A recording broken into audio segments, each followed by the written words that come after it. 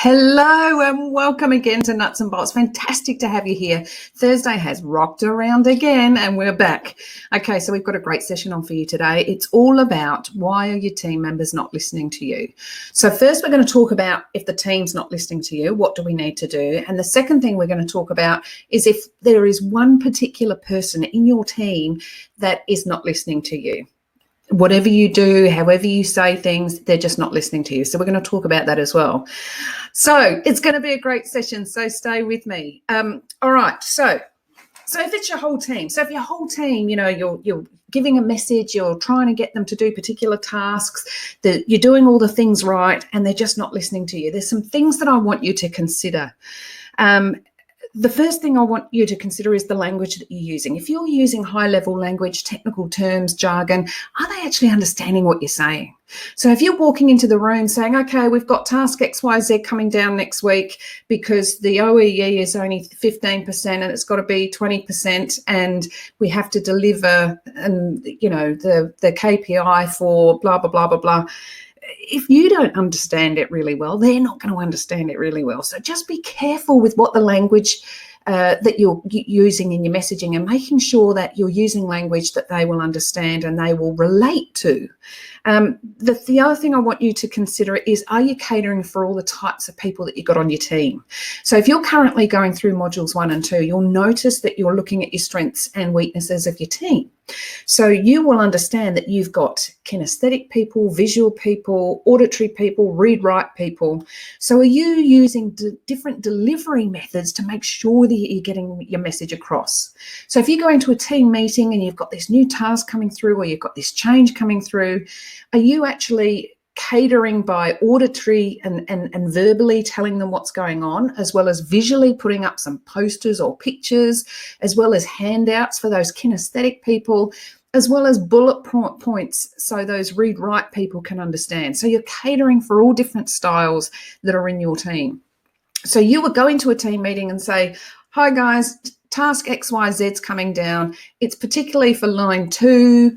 Let's use a manufacturing example. It's particularly for line 2 because obviously we all know that we haven't had the volume coming through there. The changeovers take a long time. There's lots of bugs and problems with that particular line. So we've got the manufacturers coming down to have a check on it. It's going to be offline for about 4 days. So we're going to have to make some changes. This is what the line looks like now. Bang, picture. This is what we want the line to look like. Bang, picture. This is the types of things that we need to change. So in the meantime, we're going to be only using lines 1 and 3, which means our volumes are going to be low. So we're going to have to work longer hours to try and get the volume out that we need to get over that 4-day period while they're working on line 2. And then you're going to dial up the why, because it's really, really important that your team knows the benefits they're going to get out of this particular change, task, project, or whatever's going on. So then you would dial up the why by saying, at the end result of this, we're hoping that line 2 will run more effectively, we'll get more volume out, we'll be able to not have all those overtimes or extended hours, and it'll be working more effectively, and you'll get less frustrations because there'll be less breakdowns. So suddenly you've related to what they need to hear, that it will impact them, this change project or whatever's coming through. So you're catering for all those different people. You're going to be telling them about it. You're going to be showing them pictures about it. You're going to have a handout and you're going to have bullet points on your handout of what that means. So you're catering for all different types. So make sure you do that. When are you sending these messages? So are you sending it just before home time where people want to bolt out the door? Are you sending it at just before lunchtime where they want to go off and have their lunch break? Because if you're giving important messages in the wrong times, then they're really going to only half listen to you and not take anything on board. So really, really important to determine when is a really appropriate time for you to be talking about this sort of stuff. Maybe it's first thing in the morning when everybody's sort of settled in and you have your team meeting about an hour after everyone gets there, and that might be the ideal time to be able to deliver this message, not before they're just about to run out the door, clock off, or go out for lunch. Probably not a great time to relay any sort of message. So I've already talked about it, but dialing up the why, dialing up the motivation, what it means to them, what this change is going to do, how it impacts them, all those sorts of things are going to be able to pique their interest and go, oh, that's so I'll be doing that differently next time, or that's going to make a difference, or that's going to value add to my workday, or whatever it may be. So really make it relatable terms that they can see the benefits of what's happening and why it's going to happen. So they'll go through a bit of hurt while this is coming through, and then the benefits will be A, B, C, D, and really, really easy to understand. And the other thing, are you listening to them? So it's really, really important that they get to have a say. So you can listen to what their concerns are, listen to what questions they might have or concerns that they might have. So, for example, you might get some concerns like, oh, this has happened before, we've done it before and it didn't really make a difference. What's going to make it different this time? Great question. Great question. So before we actually had just local maintenance people to come in and fix it, this time we're actually getting the manufacturers of the line to come down and actually fix the machine. And they've given us a guarantee that it will come back to this particular volume. And if it doesn't, they're going to keep working on it until they do. So that's the difference it's going to be this time. So you're actually hearing and answering those questions. And if you hear any questions that you don't know the answer to, don't make something up. So that's a great question. I'm going to put it in a car park. I'm going to go find out the answer to that question and I'll come back to you by the end of the day. Okay, so you don't want to be making stuff up. You want it to be authentic. You want it to be genuine, but you want to really openly listen to what their concerns are. So that's if the whole team is not listening. So remember, don't use too much technical and over jargon and all that sort of stuff. Make sure it's really relatable terms that they can understand. Number two, making sure you're considering all the different types of people. So you're going to have kinesthetics, you're going to have visual orientated people, you're going to have auditory, you're going to have read write. So making sure that when you deliver a message, it's just not said, because the only people that will actually hear it are the auditory focused people. So making sure that you cater for all the different types. Make sure you determine when you're sending the message, not before lunch, not before home time, but particularly when they're the most receptive. Make sure you dial up the motivators. So make sure that it's relatable, that this is going to change the way you work because it's going to be able to, you're going to now be able to do this, that, whatever it may be. So find those motivators. And the last one, make sure you listen. So give them an option to ask questions, voice concerns, all those sorts of things. Make it a really safe place to do that. So try those things and see if that works for you if you've got a whole team. Because if a whole team are not listening to you, then I would consider we need to change our approach, because it's probably on us rather than them that they're not doing what we're asking them to do. Now, if you've got one particular person that is not listening or not doing what you're asking them to do, that's a different story, and that needs a different approach. So most leaders have had this really uncomfortable situation where you've got one person in the team that just won't do the stuff that you're asking them to do.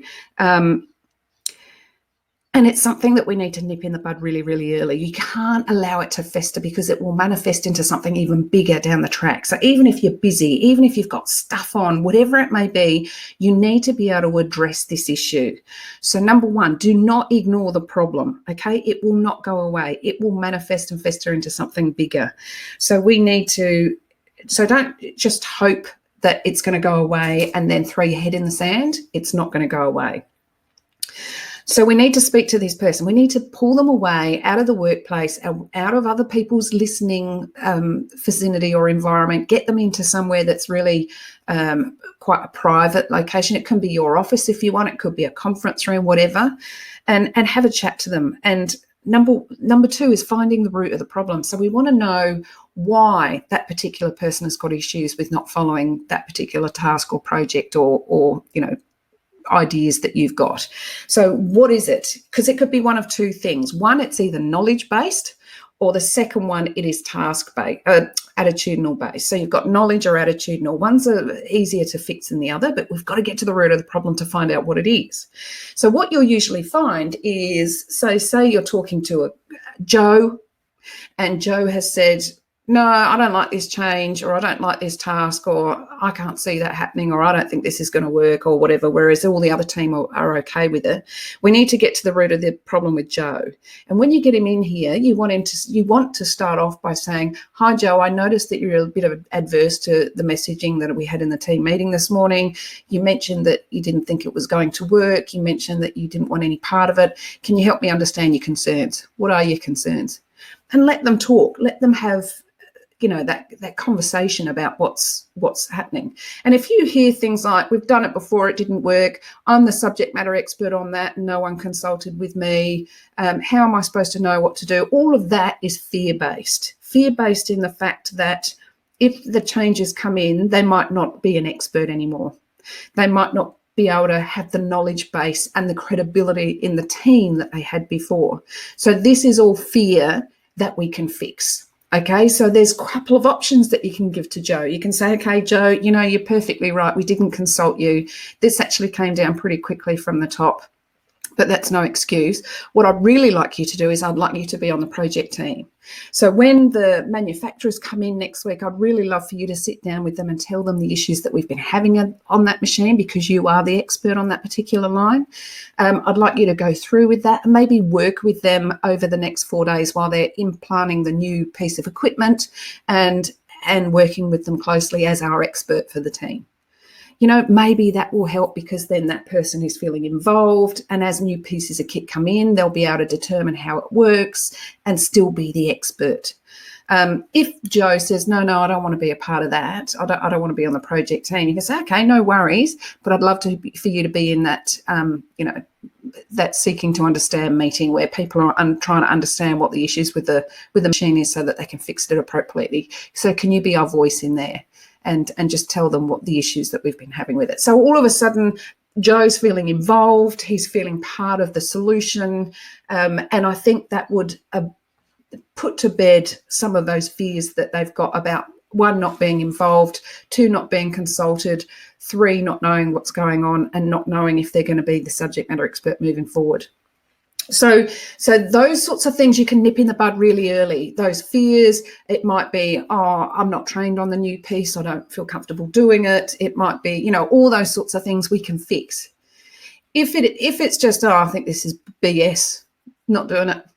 If you get that sort of response, that's attitudinal. And if they're not giving you any reasons why, you can't get to the root cause and you can only determine that's attitudinal, then this is a different path we need to take. Okay, this is a crucial conversation. So download the discussion planner that's in the tool suite. Have a look at it, and then you're going to have to go through a proper process. Okay, so once you've found the root of the problem, if it's not knowledge-based or fear-based, moving on to my next page, then we need to determine what the right course of action is, because if it's attitudinal, then we have to determine if that person is a right fit for that particular role. And to do that, we need to have those conversations. And you would start off eliciting the help of your HR team and getting them in there and saying, look, Joe's really adverse to this. He won't give me a particular reason why. He's just refusing to do it. I'm trying to get to the root cause. He says he feels comfortable with still being the expert. He feels comfortable on the machine. He feels comfortable the way it is. When we talk about the changes, he just refuses to do them. So this is a discussion that you need to have with the HR team, and they will determine a course of action. And it'll be those crucial conversations. You have to start off setting the standard. Well, Joe, we have to have this in because the volume is down on that machine. The changeovers are taking really, really too long a time to change over compared to the other two. So therefore, these fixes will be coming in, and we really need you to be working with the team to be able to get that done functionally. Are you willing to do that? No. Oh, can you tell me the reason why? No. Okay, that's a discipline conversation. Okay, so elicit the help of your HR people and get them in there to help you and support you in trying to find the right solution. And it might be that Joe is not a right fit for the team, ultimately.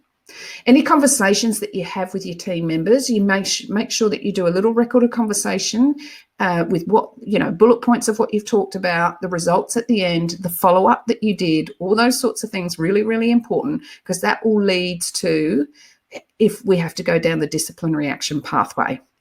So they've been coached, they've been told about the standard, they've been told about the benefits of this happening.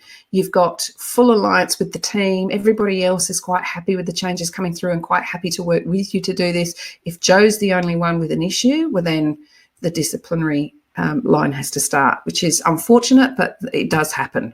So it's never a pleasure to issue sort of disciplinary chats. It's never a pleasure to be in this sort of situation where people aren't listening to you.